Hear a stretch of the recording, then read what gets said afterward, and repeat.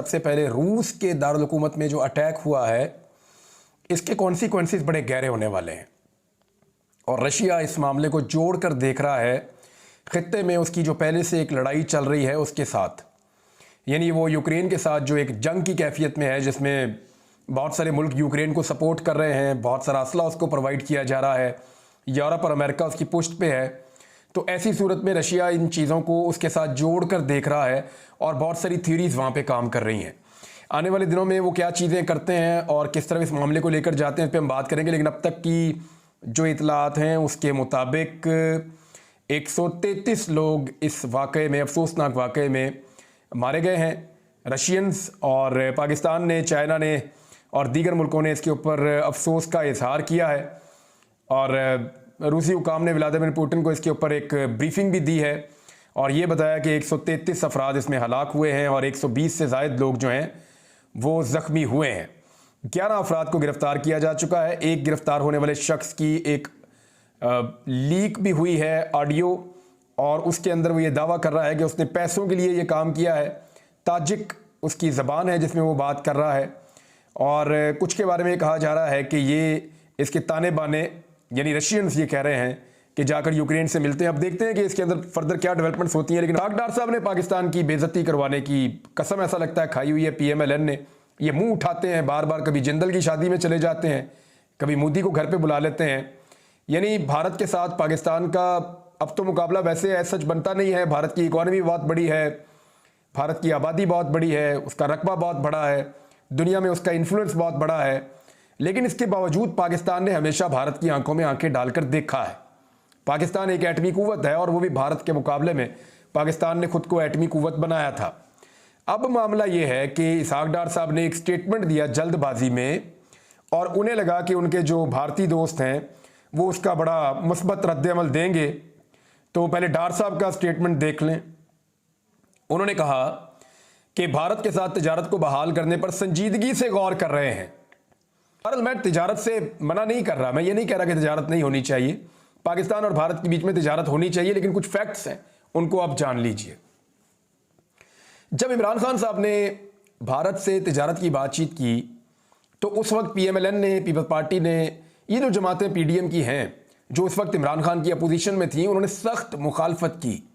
जब इमरान खान ने कहा कि मोदी के साथ बातचीत आगे बढ़ाना चाहते हैं, भारत के साथ ताल्लुकात बढ़ाना चाहते हैं, मैं चाहता हूं हम एक कदम आगे बढ़ें, तो इन सारी जमातों ने इमरान खान को दीवार के साथ लगा दिया। और फिर बाद में एलिगेशन ये लगाया गया इमरान खान पे कि इमरान खान ने कश्मीर का सौदा कर दिया, ये उन पे इल्जाम लगाया गया और बार बार ये इल्जाम लगाया गया कि उसने कश्मीर का सौदा कर दिया।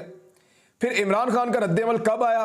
वो तब आया जब 5 अगस्त, जब भारत ने 5 अगस्त 2019 को जो कश्मीर का एक खुसूसी स्टेटस था उसको खत्म कर दिया।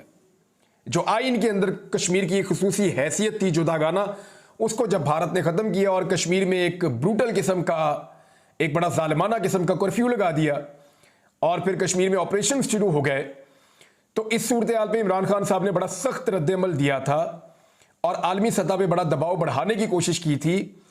और इस पे ना सिर्फ रद्द-ए-अमल दिया बल्कि इमरान खान साहब ने भारत के साथ तमाम ताल्लुकात मुनक़ता कर दिए।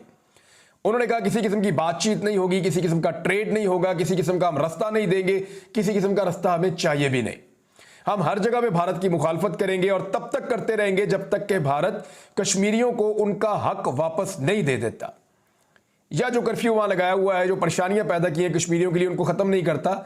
तो भारत के ऊपर एक दबाव इमरान खान ने बनाया था, लेकिन उस पर भी इमरान खान का मजाक उड़ाया गया कि जनाब आपका दबाव कोई काम नहीं कर रहा। और जब इमरान खान साहब ताल्लुकात रखना चाहते थे उससे पहले, तो PDM की जमातें और तमाम लोग इमरान खान साहब के ऊपर सख्त तरीन इल्जामात लगाते थे। अब मामला ये हुआ कि इसहाक डार साहब ने स्टेटमेंट दे दिया हुकूमत में आने के बाद कि भारत के साथ तिजारत को बहाल करने पर संजीदगी से गौर कर रहे हैं। ये जनाब ब्रिसल्स में तशरीफ ले गए हैं। इसहाक डार वो शख्सियत हैं जो बुरी तरह मईशत के मैदान में नाकाम होने के बाद, क्योंकि इनका ताल्लुक जो है वो अकाउंटिंग का है, वो बैंकर है, ये इनका कोई ताल्लुक उसके साथ नहीं है मईशत के साथ, या मईशतदान ये है नहीं। तो ये पहले भी वजीर खजाना रह चुके हैं। तो खजाना के अंदर पाकिस्तान को बुरी तरह तबाह करने के बाद, पाकिस्तान की इकॉनमी को डबोने के बाद, अपनी पॉलिसियों से पाकिस्तान को बेपनाह नुकसान पहुंचाने के बाद इसहाक डार साहब ने जो नई वजारत मुंतखब की है या चुनतखब की है वो वजारत खारजा है कि अब ये खारजी महाज पे पाकिस्तान के साथ वही करेंगे, ऐसा लगता है जो इन्होंने माशी मैदान में किया था। सुने आप यहां पे आ जाएं कि इसके जवाब में भारत ने क्या कहा।